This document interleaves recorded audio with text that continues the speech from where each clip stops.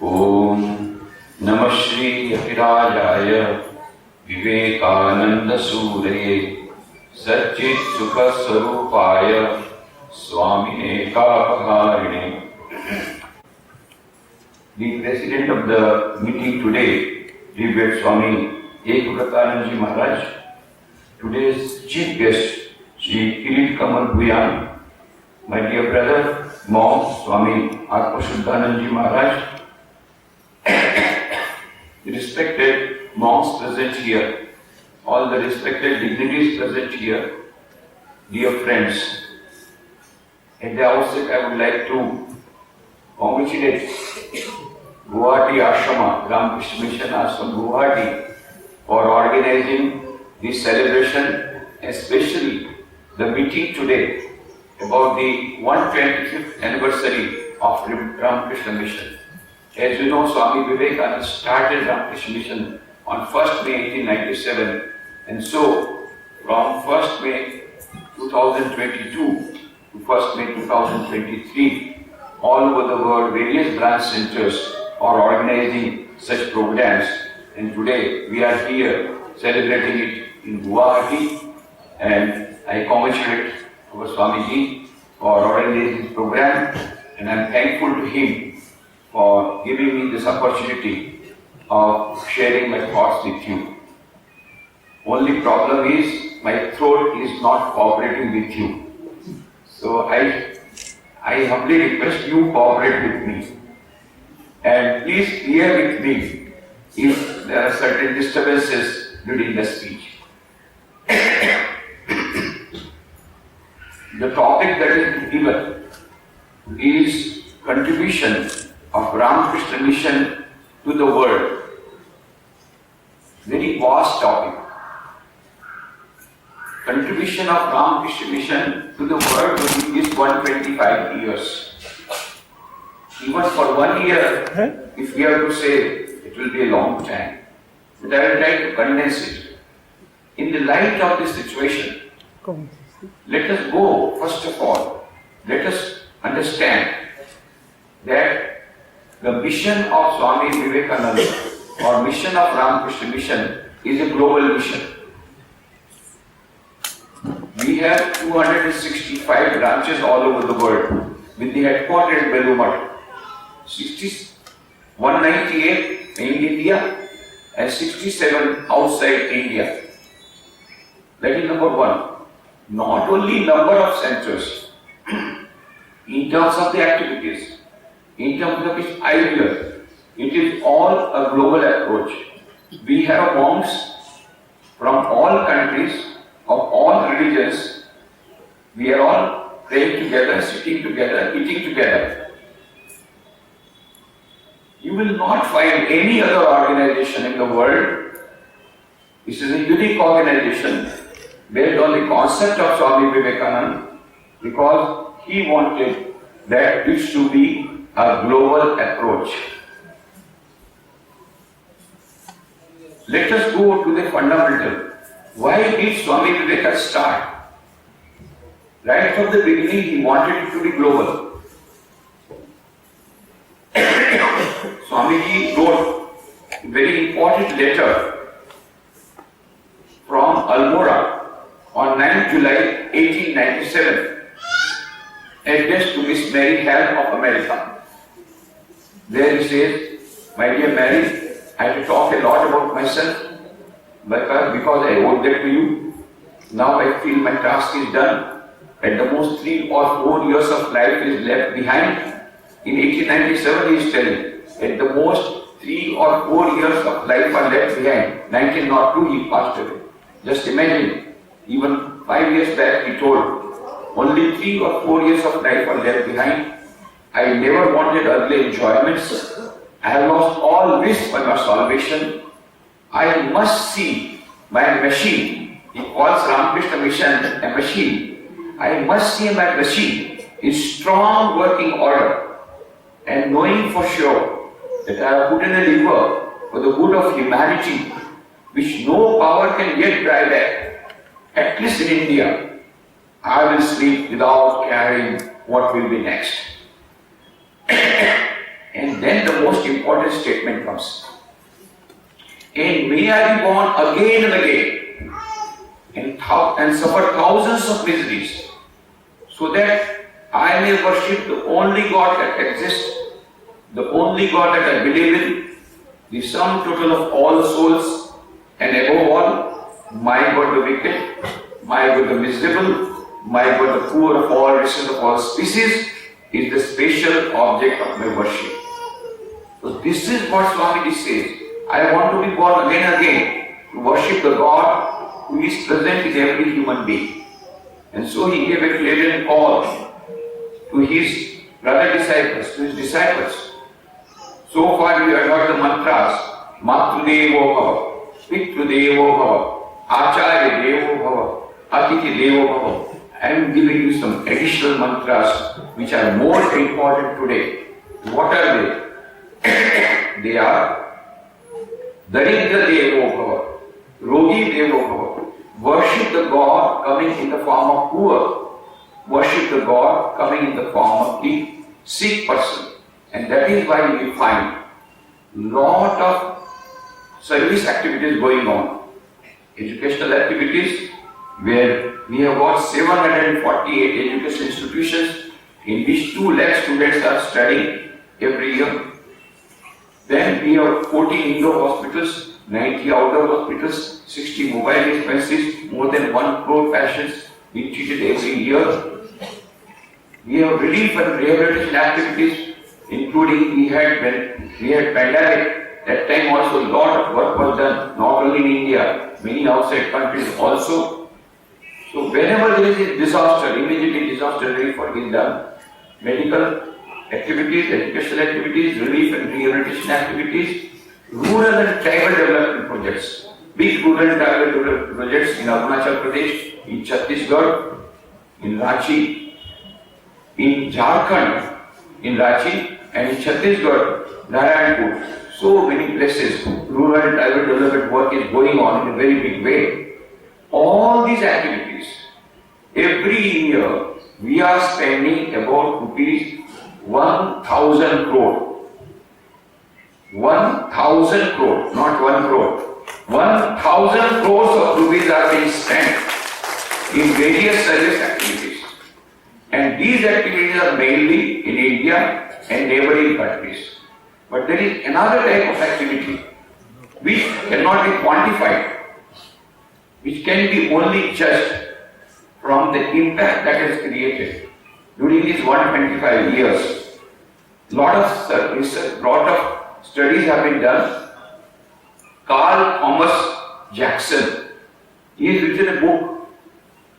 The name of the book is The Swami in America, a history of the Ramakrishna Mission in the United States, 1893 to 1960, where he says, Ramakrishna Mission is a unique movement, much greater than its size, much greater in impact than its size.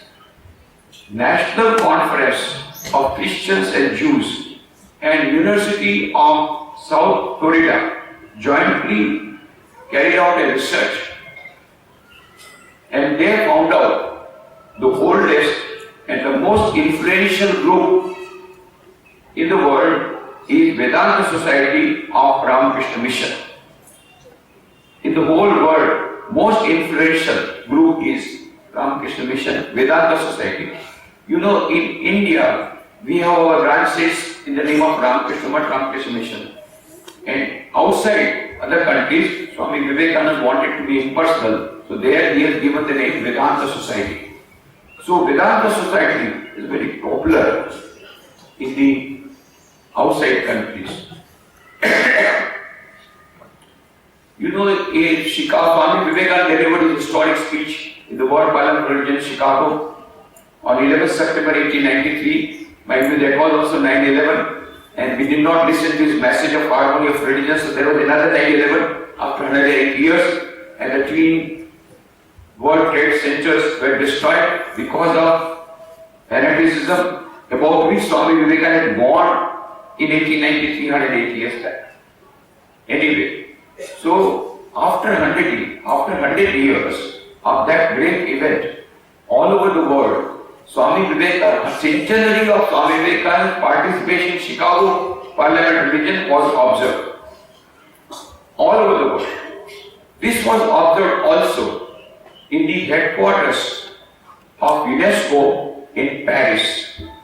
At that time, the Director General of UNESCO, Patrico Mayer, was asked this question of all the organizations, why UNESCO should celebrate the centenary of Swamiji's participation in the World Parliament Religions. At that time, Patrico Mayer said on 8 October 1993, he said, I was indeed struck by the constitution drawn up by Swami Vivekananda for Ramakrishna Mission in 1897 with the constitution drawn up by UNESCO in 1945. What a visionary he was. What constitution 1945 UNESCO built? Swamiji had already that similar constitution where human being is there in the center, where harmony of religions is talking about respecting all religions in 1897. UNESCO talks about it in 1945. So Swamiji is far ahead of us. He is a great global leader. So he started this global movement and this global organization. He was the first cultural ambassador of India to the West. He carried yoga for the first time. In 1893, after his success in the World Parliament Religions, he stayed on for 3.5 years and gave speeches on 4 yogas. Jnana Yoga, Bhakti Yoga, Raj Yoga, Karma Yoga. And you will find whenever there is an Ramakrishna Mission emblem, you must have seen the emblem. That emblem is been designed by Swami Vivekananda. And he said the emblem should be such that it denotes the basic ideology of the organization. And Swami Vivekananda said, what is the ideology of organization?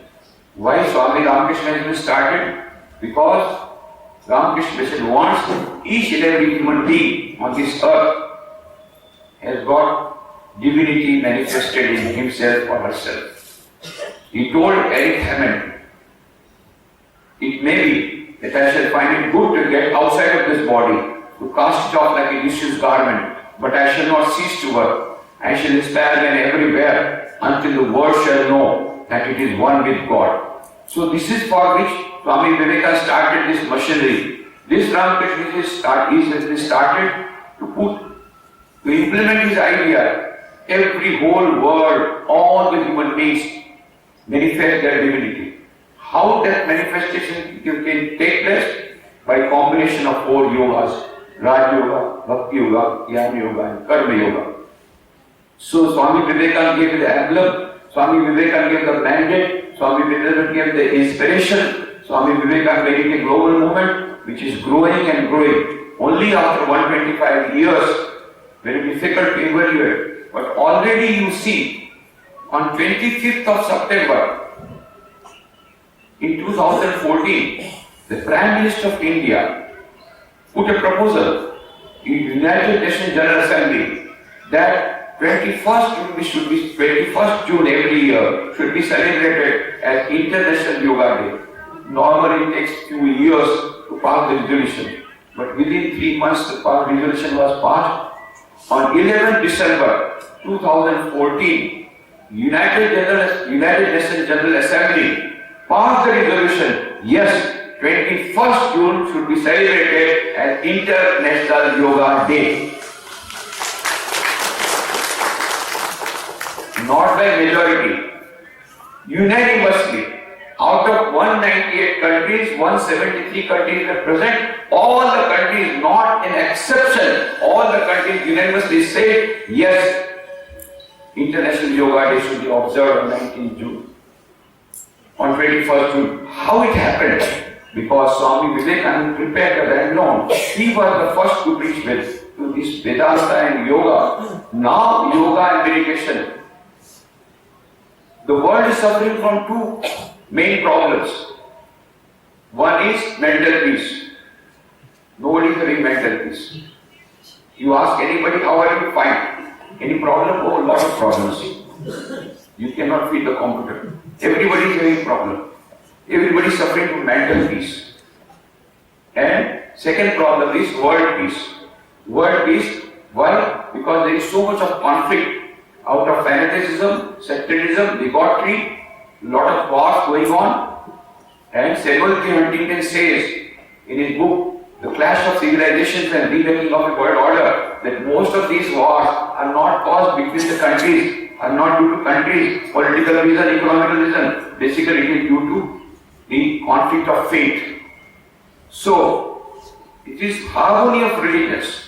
It is this interfaith harmony that Swami Vivekananda preached in the Parliament of Religions, and which is being preached even today by Ramakrishna Mission. You know, in our centers we celebrate Christmas Eve, we celebrate Buddha Jayanti, we celebrate Mahavir Jayanti, we celebrate Guru Nanak Jayanti, we respect all the religions, we respect all the prophets of all the religions. This is a unique organization, and that is why it is a global organization, and that is why today if we want world peace, Ramakrishna Mission is working for that world peace. More than any other organization, Ramakrishna Mission can claim, if today there is world peace, little bit, if today there is harmony, if today there is universal brotherhood, it's all because of the constant effort, and not only by preaching, not only by organizing seminars, but by observing in daily life. As I told you, we have brother monks who are Christian, who are Muslim, who are from other faiths, and we are all praying together and eating together. No discrimination. Caste, creed, color, religion, no discrimination. This is a global organization started by Swami Vivekananda. And so, the contribution cannot be always quantified. For service activities, I told you 1,000 crore rupees of work has been done. Okay, that makes some sense. But what about the work which cannot be quantified? So many journals are being brought out. Not only 19 journals in India in various languages, including Assamese from here, and thousands of publications, not only in India, and not only 19 languages in India, but many other countries, many languages, in French, German, Russian, Portuguese, so many languages, books are coming out by the Vedanta societies. This voluminous literary output and so many scriptures, their translations, their commentaries, it's a very, very rich literature and at very cheap price.